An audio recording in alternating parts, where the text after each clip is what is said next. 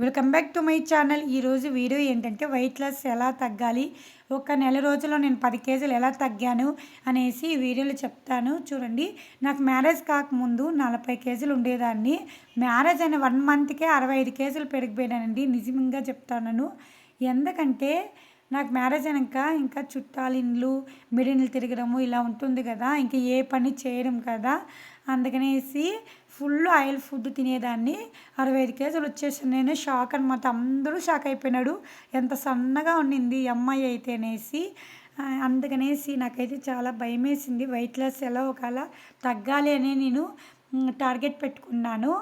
అందుకనేసి నేనైతే ఇంట్లో పనులంతా స్టార్ట్ చేశానండి. ఇంకా పెళ్ళైన తర్వాత నేను ఏం పని చేయలేదు 1 మంత్ అయితే. అందుకనేసి మన పనులు మనం చేసుకోవాలి, వెయిట్ లాస్ కూడా తగ్గొచ్చు కదా అనేసి వంట పని, ఇంట్లో పని, ఇంకైతే ఇల్లు కడగడము, పాత్రలు కడగడము, బట్టలు ఉతకడము, ఇలా చిన్న చిన్న పనులు అయితే చేసుకునేదాన్ని నేనైతే.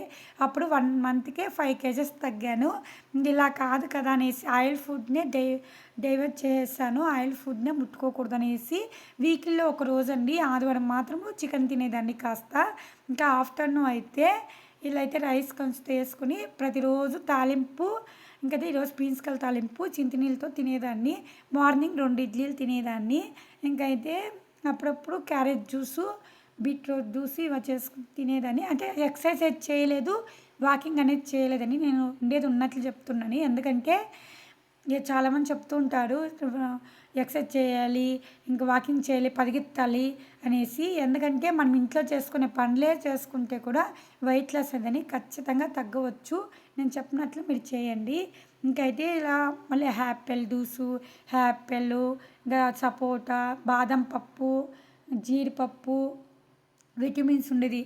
ఇంకా వచ్చేసి ఎండి ద్రాక్ష, దానిమ్మ, ఇలాంటి ఫ్రూట్స్ తీసుకోండి. ఒక్కొక్కసారి కట్ చేసి తినండి, లేకపోతే కన్నా జ్యూస్ కూడా చేసుకొని తినొచ్చు.